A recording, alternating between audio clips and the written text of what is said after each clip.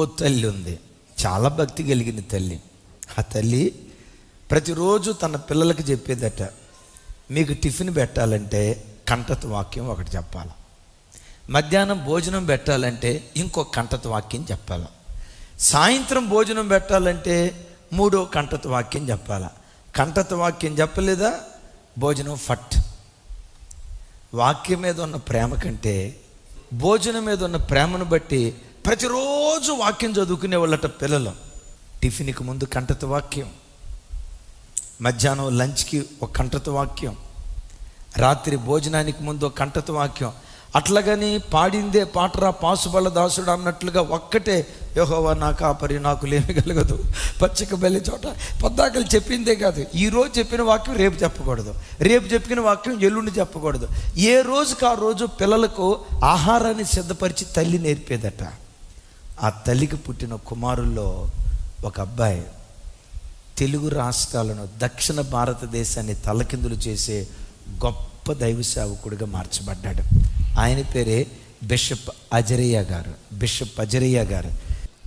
దేవుడు మనకిచ్చిన ఈ పరిశుద్ధ గ్రంథమైన బైబిల్, అమ్మా రాత్రిపూట పండుకునేటప్పుడు దయ్యాల కళలు రాకుండా తల కింద పెట్టుకునే పుస్తకం కాదు ఇది. జ్వరం వచ్చినప్పుడు ఆ ప్రక్కనే పెట్టుకుంటే జ్వరం రాకుండా ఉంటుందని మంచం పక్కన పెట్టుకునేటువంటి పుస్తకం కాదు ఇది. ఈ గ్రంథం నీకు ఆహారంగా ఉండాలి.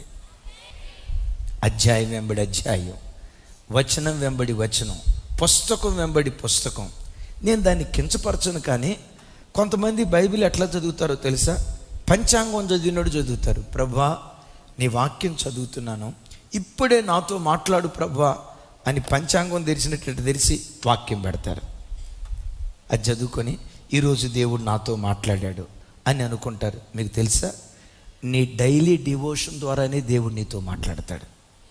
వచనం వెంబడి వచనం నువ్వు చదువుకుంటా వెళ్తూ ఉంటే, అధ్యాయం వెంబడి అధ్యాయం నువ్వు చదువుకుంటా వెళ్తూ ఉంటే, ఆ రోజు ఎదురు కాబోయే శోధనను ఎలా జయించాలో వాక్యం ద్వారా దేవుడు నీకు ముందుగానే తెలియచేస్తాడు.